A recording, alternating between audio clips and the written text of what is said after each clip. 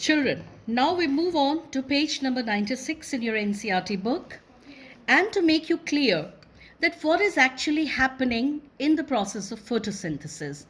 You can see the process of photosynthesis take place in the green parts of the plant. And what are the green parts of the plant? They are the leaves, they are young stems.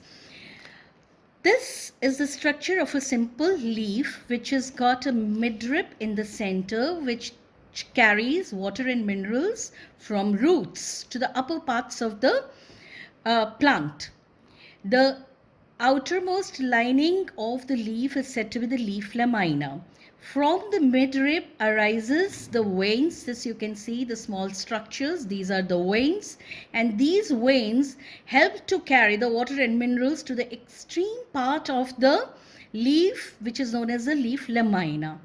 Now I come to the structure of a simple leaf. In this structure of a simple leaf, you are able to see, children, the outermost covering is made up of a waxy cuticle. The function of this waxy cuticle is to stop the transpiration or to lower down the process of evaporation of water in the form of water vapor from the stomatal pores. As we come next to the waxy cuticle, we find upper epidermis, which are made up of parenchymatous cells. Here these small cells which you are seeing, children, these are the chloroplast, and in this chloroplast is present the chlorophyll. It is this chlorophyll which is present in, this is chlorophyll. It is in this chloroplast that the process of photosynthesis is taking place. Here comes the two layers which you are seeing. One is the long elongated cells, and somewhere at the bottom you are seeing these round cells. This is said to be the long elongated cells are said to be the palisade parenchyma. And the small round cells which are making spaces in between for the gaseous exchange to take place, they are called as spongy parenchyma. On the lower side of the epidermis, we see that the layer of waxical cuticle is absent here. The cells which are guarding the opening on the leaf structure through a minute pore is the cell called as guard cells, and this opening is called as stomatal pore.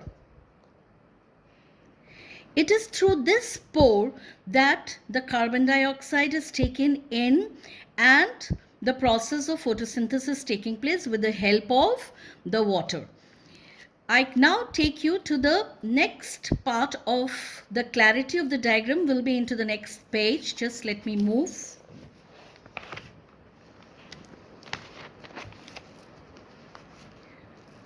Yeah. The opening and the close, the open and the closed stomata. This is the magnified structure of a stomata, dear children. You can see it is a bean-shaped or a kidney-shaped structure which has got green cells here, you can see, which are chloroplast, and the cell, these bean-shaped cells are called the guard cells. The opening in between is said to be the stomatal pore. Now, when the water comes through midrib or through the middle vein into the leaf, then through the process of imbibition and process of osmosis, the guard cells absorb the water and then they get expanded. By their expansion, the stomatal pores open and the carbon dioxide is taken in from the outer atmosphere. This happens during the daytime because the water is absorbed during the daytime by the plants. However, in the night, when the absorption of water is lowered down, then the water moves out and this inner walls get distended and the stomatal pore gets closed. So the exchange of gas also stops. Now I would like to take you to the basic importance of the photosynthesis as to what is happening in this process. During this process, there are three events happening in photosynthesis. Number one, absorption of the light energy by the chlorophyll, conversion of light energy to the chemical energy, and splitting of water molecule into hydrogen and oxygen. This is evident from the equation which is given on the top. 6CO2 plus 12H2O gives C6H12O6 plus 6O2 plus 6H2O. And finally, the reduction of carbon dioxide into carbohydrates. That 6CO2 get reduced to C6H12O6. I hope I'm clear until this point. Now we have got 2 or 3 activities in the NCERT book, and these activities are the activities which are related, simple experiments which are showing us what is the significance of light, carbon dioxide and water on the process of photosynthesis. Now here children, what they have taken is a simple leaf, Now this leaf is called as variegated leaf. That means it has got somewhere the green patches and somewhere the yellow patches. For example, you have got commonly in your homes as money plants or croton. What is happening during this experiment? We take this leaf, keep it, this plant, potted plant with this leaf variegated, and keep it in the dark room for 3 days. Now we keep it into the sunlight for about 6 hours. Finally, we pluck the leaf from the plant, mark the green areas, and then trace it on a sheet of paper. After this, we take the leaf, we detach it from the plant, we pluck it up, and finally we dip the leaf in a boiling water for a few minutes. After this, we immerse it into the beaker containing alcohol. We directly don't put the alcohol, beaker of alcohol onto the burner, but we keep it into the water bath because alcohol is inflammable. Now what happens to the color of the leaf? During this boiling of the leaf in the alcohol, all the green color comes, the water turns, that alcohol turns green, and all the green chlorophyll comes into this alcohol. Now I take out this leaf and I dip this leaf into the dilute solution of iodine. And iodine, why am I using? Iodine is used to test the presence of starch.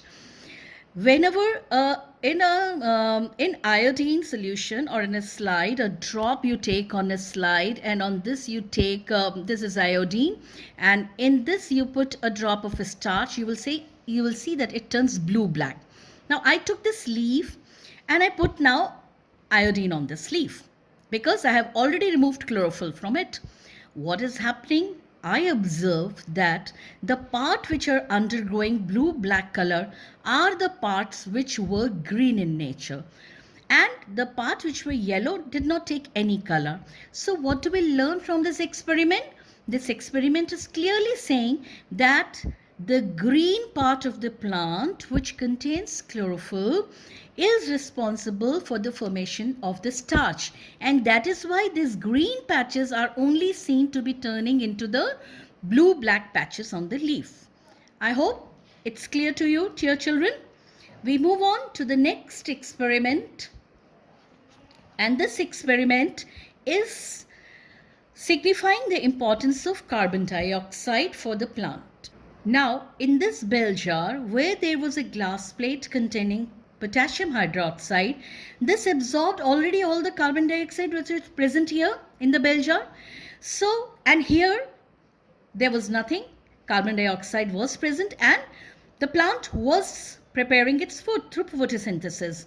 Now, after this, I plucked a leaf from each of this bell jar, underwent the same process as in the previous experiment, boiled it in the water, then put the leaves into the alcohol to destarch them, and finally what did I see?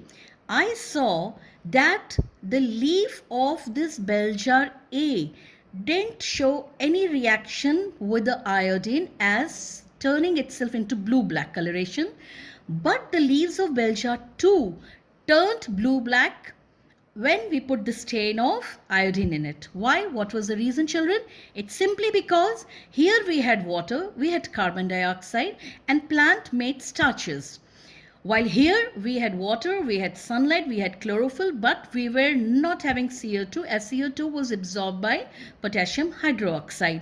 So this experiment also clearly signifies the importance of carbon dioxide for the green plants during the process of photosynthesis.